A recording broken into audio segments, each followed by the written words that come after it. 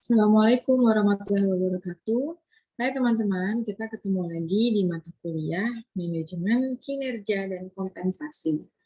Di pertemuan ke-10 ini, kita akan membahas mengenai kompensasi upah, keamanan, dan kesehatan. Baik kompensasi dalam bentuk upah maupun keamanan dan kesehatan ini merupakan balas jasa dalam bentuk uang maupun barang yang diterima oleh karyawan sebagai konsekuensinya dari kedudukannya sebagai seorang karyawan yang memberikan sumbangan dalam mencapai tujuan dari perusahaan. Prinsip pengupahan ini adalah membayar seseorang sebagai penerima kerja untuk memproduksi atau menghasilkan sesuatu, baik berupa barang maupun jasa. Sedangkan kompensasi berupa keamanan dan kesehatan karyawan ini merupakan bentuk kompensasi non-finansial yang sangat penting dalam perusahaan. Kompensasi upah menurut Hasibuan adalah balas jasa yang diberikan kepada pekerja harian dengan berpedoman pada perjanjian yang disepakati untuk membayarnya. Jadi atas dasar uraian dari Hasibuan ini, ada hal yang perlu ditekankan bahwa upah di sini dimaksudkan sebagai balas jasa yang adil dan layak yang diberikan kepada pekerja atas jasa-jasanya dalam mencapai tujuan organisasi.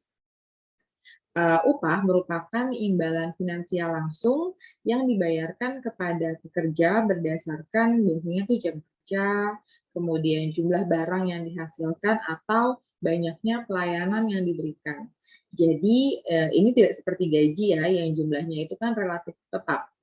Besarnya upah ini dapat berubah-ubah. Konsep upah biasanya dihubungkan dengan proses pembayaran bagi tenaga kerja lepas.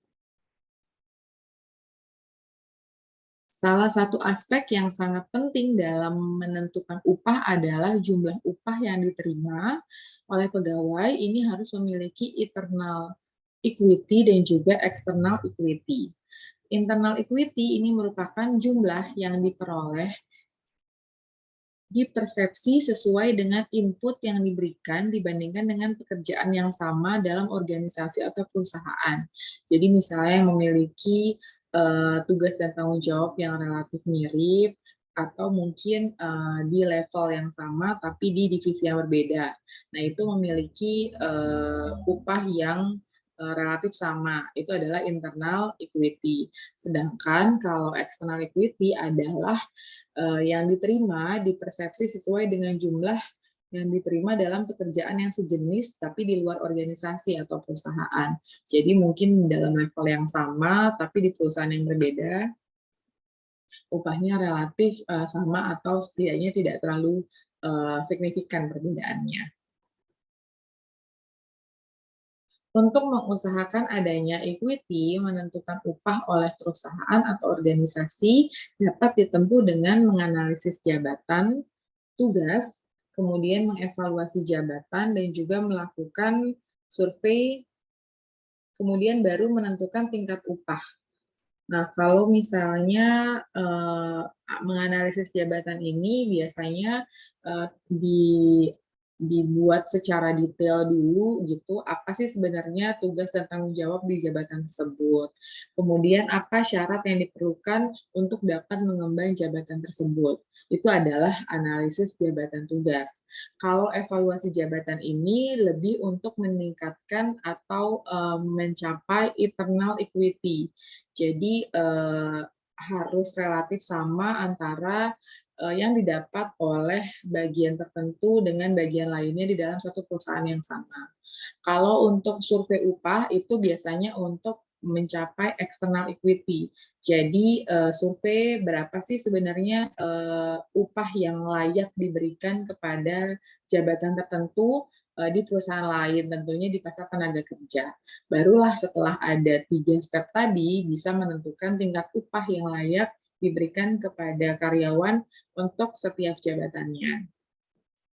Nah, dalam melakukan penilaian pekerjaan ditemukan beberapa metode yang bisa dipraktikkan, yaitu metode pemeringkatan atau job ranking, Kemudian metode pengelompokan atau job grading. Job grading ini terkadang juga disebut classification method. Kemudian metode perbandingan faktor atau factor comparison method, dan juga metode penentuan poin atau point system. Biar dapat gambaran, di sini ada contoh tabel dari beberapa metode ini.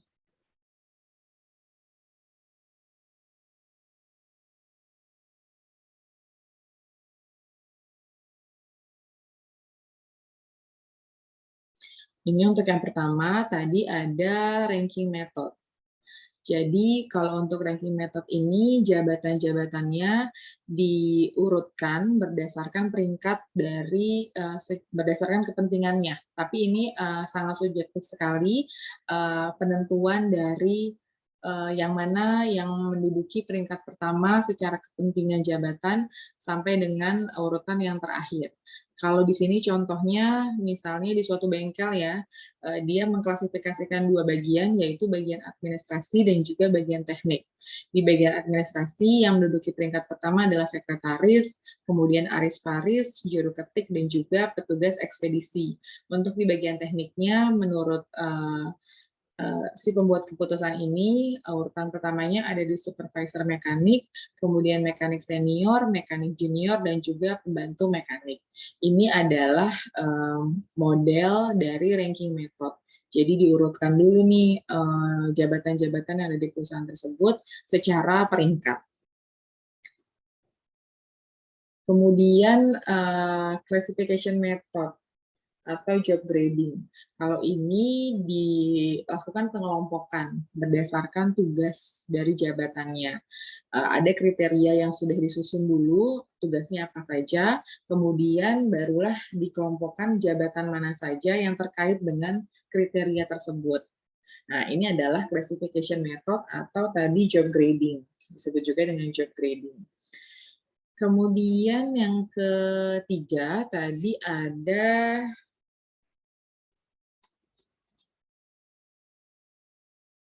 factor comparison method.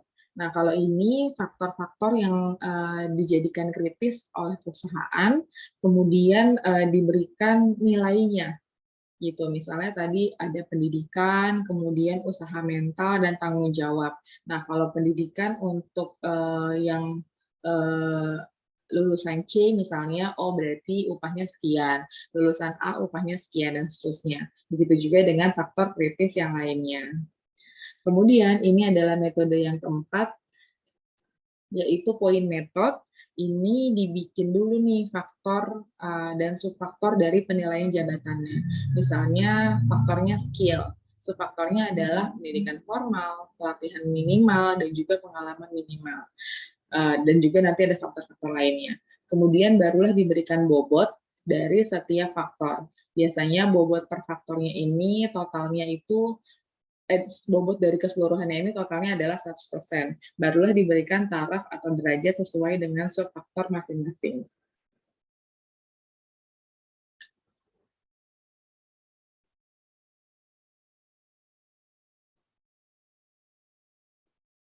Oke, itu adalah tadi metode yang bisa dipraktikkan untuk melakukan penilaian kinerja. Tentunya penggunaannya yang mana itu tergantung dari kebijakan masing-masing perusahaan. Dan di setiap metode ini pasti memiliki kekurangan ataupun kelebihan. Beban kerja mungkin berubah atau berkembang jika terjadi dinamika pekerjaan. Contohnya karena perkembangan atau perubahan strategi bisnis, pembukaan bisnis baru, atau lain-lain. Perbedaan dengan penilaian karya yang objeknya adalah pelaksanaan pekerjaan atau pekerja sebagai pelaksana pekerja secara individual untuk mengetahui keberhasilan atau kegagalan dalam mewujudkan tugas-tugas yang merupakan tanggung jawab dari masing-masing. Jadi dengan kata lain, penilaian pekerjaan atau job evaluation itu objeknya adalah bidang kerjanya. Untuk mengetahui bobotnya. Sedangkan kalau penilaian kinerja atau disebut juga dengan job appraisal, ini objeknya adalah pekerjanya. Ya, itu adalah perbedaannya tuh. Kalau job evaluation itu fokusnya ke bidang kerjanya, objek yang dinilai itu adalah bidang kerjanya. Kalau job appraisal itu objek yang dinilai adalah pekerjanya. Karena ingin mengetahui bagaimana kemampuan pekerja tersebut dalam bekerja.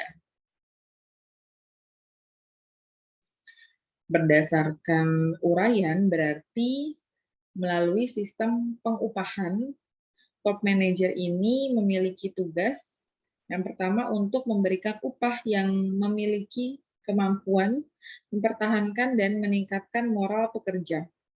Dengan kata lain, upah harus mampu menciptakan suasana tenang atau perasaan aman agar gairah dan semangat kerja selalu tinggi. Karena ini berhubungan juga ya dengan kepuasan kerja gitu.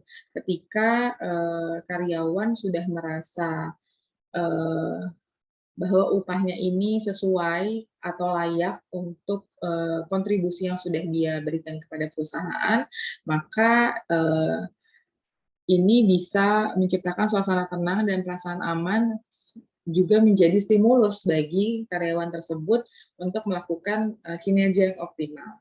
Kemudian yang kedua, struktur upah harus memberikan daya tarik dalam rangka menjaring tenaga kerja yang potensial dan memiliki dorongan untuk maju sebagai SDM yang kompetitif. Karena di pasar tenaga kerja pasti banyak sekali ya yang menawarkan upah yang kompetitif gitu. Jadi perusahaan harus membuat sistem upah sedemikian rupa sehingga itu membuat daya tarik bagi SDM di luar sana, terutama untuk menjaring SDM-SDM yang kompetitif agar melirik perusahaan tersebut. Kemudian memberikan upah yang mampu mencegah tenaga kerja yang kompetitif dalam produk ini keluar dari organisasi atau perusahaan. Atau sekurang-kurangnya mencegah tenaga kerja yang kompetitif mengurangi partisipasi dalam usaha mencapai tujuan bisnis organisasi atau perusahaan. Jadi diupayakan agar mereka yang kompetitif ini, sumber daya manusia yang kompetitif ini tidak keluar dari perusahaan atau bahkan tidak mengurangi kinerjanya karena merasa tidak puas akan upahnya. Nah, jadi fungsinya upah tuh itu agar mempertahankan sumber daya manusia dan meningkatkan loyalitasnya tentunya. Kemudian yang keempat, memberikan upah yang mampu memperbaiki standar atau taraf kesejahteraan hidup para pekerja yang berpengaruh langsung pada loyalitas dan dedikasi pada organisasi atau perusahaan. Karena apabila taraf kesejahteraannya baik, maka pekerja tersebut pasti puas, artinya puas terhadap perusahaan. Nah, ketika dia puas, maka dia akan memberikan dedikasi terbaiknya terhadap perusahaan. Karena adanya relasi atau hubungan tersebut, maka upah yang diberikan oleh perusahaan pun juga perlu dipertimbangkan untuk diberikan selayak mungkin. Proses menentukan upah.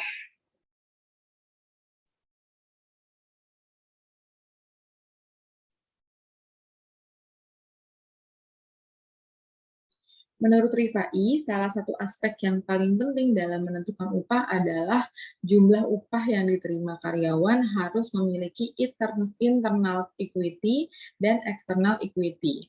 Internal equity adalah jumlah yang diperoleh atau dipersepsi sesuai dengan input yang diberikan dibanding dengan pekerjaan yang sama dalam perusahaan. Tadi juga di awal sudah kita bahas ya mengenai internal dan external equity ini.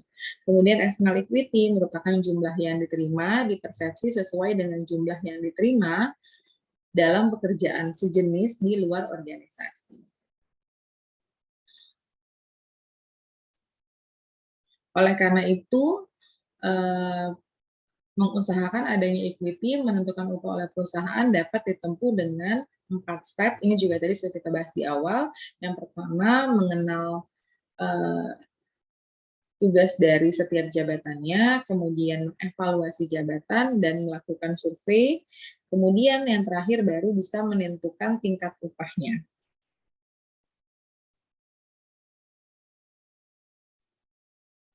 Menurut Rifai, analisis jabatan atau analisis tugas merupakan kegiatan mencari informasi tentang tugas-tugas yang dilakukan dan persyaratan yang diperlukan dalam melaksanakan suatu tugas, sehingga dapat menjelaskan uraian tugas spesifikasi tugas, dan standar kinerja. Kegiatan ini perlu dilakukan sebagai landasan untuk mengevaluasi jabatan. Jadi tadi ya, dirinci dulu nih tugasnya apa, kemudian syarat untuk dapat melakukan tugas tersebut itu seperti apa. Butuh orang yang mungkin memiliki background atau pengalaman seperti apa, dan lain sebagainya.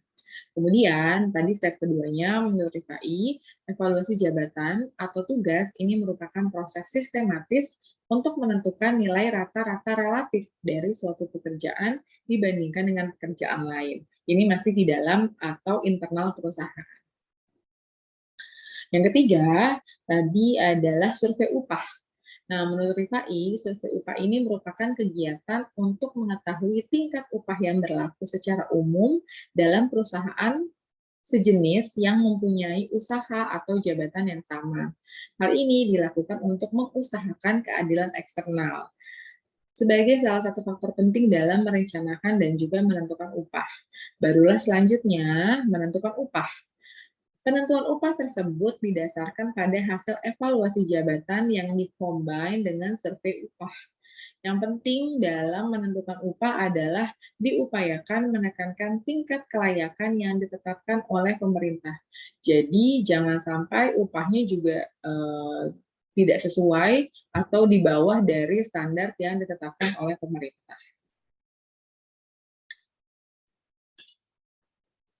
Kompensasi keamanan. Keamanan atau safety menurut Samsudin adalah keadaan karyawan yang bebas dari rasa takut dan bebas dari segala kemungkinan kecelakaan.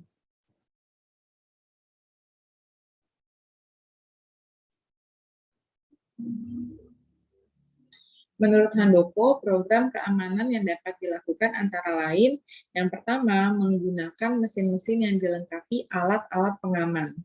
Yang kedua, menggunakan peralatan yang lebih baik. Yang ketiga, mengatur layout pabrik dan penerangan sebaik mungkin. Yang keempat, lantai-lantai, tangga-tangga, dan lerengan harus dijaga agar bebas dari air, minyak, dan juga air dan minyak. Kemudian melakukan pemeliharaan fasilitas pabrik secara baik. Menggunakan berbagai petunjuk dan peralatan keamanan beserta larangan-larangan yang dianggap perlu. Mendidik para karyawan dalam hal keamanan dan membentuk komite manajemen serikat kerja untuk memecahkan masalah-masalah keamanan dan sebagainya. Kenapa sih sebenarnya dibutuhkan kompensasi keamanan ini? Karena kalau dilihat dari faktor individu pekerjanya, seperti yang dikatakan oleh Maslow ya, melalui hierarki Maslow itu, keamanan kerja ini kan merupakan salah satu kebutuhan dasar manusia. Nah, ini mempengaruhi motivasi dan kepuasan kerja. Jadi ketika kepuasan kerja itu ada relasinya, maka harus disesuaikan atau harus diciptakan nih oleh perusahaan. Secara umum, kewajiban organisasi atau perusahaan dalam meningkatkan keamanan atau keselamatan kerja dapat disimpulkan sebagai berikut. Yang pertama, memelihara tempat kerja yang aman dan sehat bagi karyawan. Yang kedua, mematuhi semua standar dan syarat kerja. Yang ketiga, mencatat semua peristiwa kecelakaan terjadi berkaitan dengan keselamatan kerja. Ini tujuannya untuk evaluasi sehingga tidak terjadi lagi peristiwa tersebut di periode yang akan datang. Secara spesifik, kewajiban tersebut diatur dalam undang-undang yang di suatu negara itu bisa berbeda-beda. Nah, kalau di Indonesia, keselamatan dan kesehatan kerja ini diatur dalam Undang-Undang Nomor 1 Tahun 1970 yang berlaku sejak tanggal 12 Januari 1970. Nah, di pasal 3 ayat 1.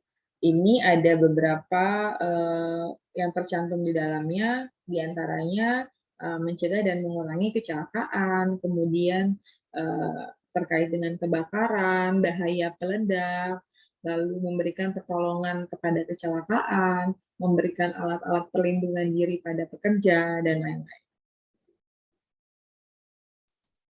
Setelah tadi kompensasi keamanan, ada juga kompensasi kesehatan.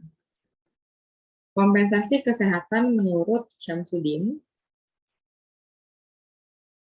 kesehatan pada dasarnya mencakup kesehatan jasmani dan rohani. Seorang disebut sehat jasmani apabila seluruh unsur organisme badaniah seseorang itu berfungsi normal dan baik. Yang berarti tanpa sakit, tanpa mengidap penyakit, dan tanpa kelemahan fisik. Sedangkan sehat rohaniah adalah bila seseorang sudah berhasil mengadaptasikan dirinya pada organisasi tempat ia bekerja, memiliki konsepsi yang akurat tentang kenyataan-kenyataan hidup, dapat mengatasi berbagai stres dan frustasi, dan juga sebagainya. Itu adalah kompensasi kesehatan menurut Syamsuddin. Dengan demikian, penciptaan lingkungan kerja yang sehat dapat dilakukan dengan beberapa cara sebagai berikut. Yang pertama, menjaga kesehatan karyawan dari berbagai gangguan penglihatan, pendengaran, kelelahan, dan sebagainya. Pengendalian suara asing, pengaturan penerangan tempat kerja, kemudian pengaturan suhu udara, pengaturan penggunaan warna, dan juga fasilitas istirahat. Yang kedua, penyediaan fasilitas-fasilitas pengobatan dan pemeriksaan kesehatan bagi karyawan dengan berbagai kemudahan, sehingga terjangkau bagi setiap karyawan yang memerlukan. Ini termasuk penyediaan dokter dengan stafnya di lingkungan perusahaan. Jadi karyawan nggak repot-repot lagi dan semuanya terjangkau karena memang disediakan oleh perusahaan.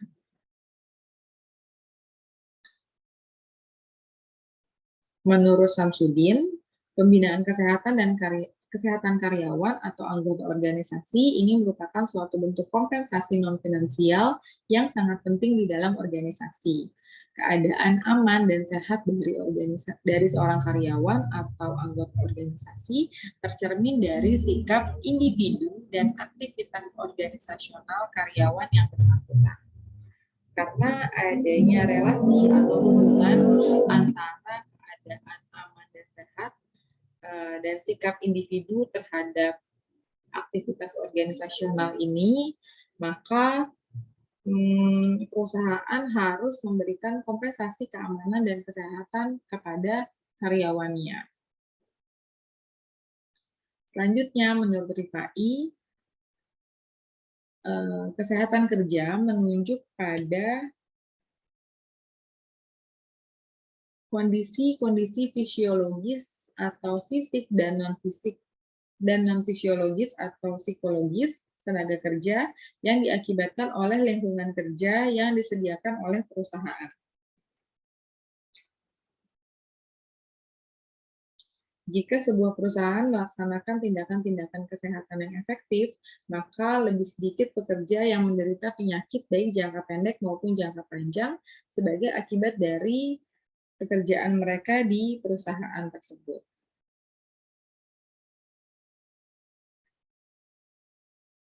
Terkait dengan adanya jaminan kesehatan kerja, jaminan ini pada dasarnya tidak dapat dilepaskan kaitannya dengan perasaan aman dan puas atau quality of work life.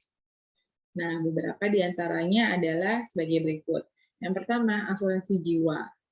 Perusahaan dapat menggunakan program ini untuk membantu para pekerjanya agar memiliki rasa aman dalam melaksanakan tugas-tugas yang berbahaya dengan risiko yang dapat merenggut kehidupan mereka.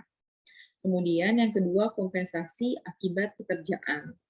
Kompensasi tidak langsung ini berbentuk suatu bantuan para pekerja yang sifat pekerjaannya dapat mengakibatkan terjadinya gangguan psikologis.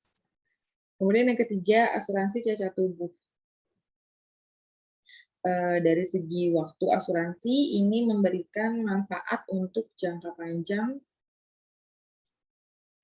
karena orang yang menerimanya masih hidup tapi dalam keadaan cacat, maka tidak memungkinkan untuk memperoleh penghasilan. Karena asuransi ini biasanya diberikan kepada karyawan yang mengalami kecelakaan atau keadaan terburuk yang menempatkan asuransi ini jadi sangat penting. Karena biasanya asuransi ini diberikan kepada karyawan yang eee mengalami kecelakaan kemudian berakibat cacat jasmani atau tubuh sehingga tidak dapat lagi menjalankan fungsi utamanya di dalam pekerjaan. Lalu yang keempat ada biaya rumah sakit. Dalam penyelenggaraan jaminan kesehatan bagi pekerja, salah satu bentuknya adalah penyediaan perawatan rumah sakit. Dan yang kelima, jaminan pengobatan lainnya.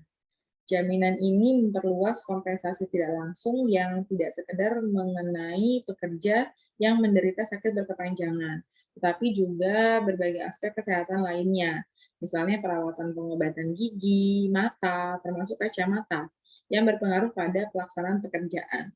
Bahkan mungkin juga untuk menyembuhkan dari kecanduan obat, khususnya obat bius ya, kemudian alkohol, dan juga gangguan mental yang relatif berat. Baik, itu adalah materi kita di pertemuan ke-10 ini.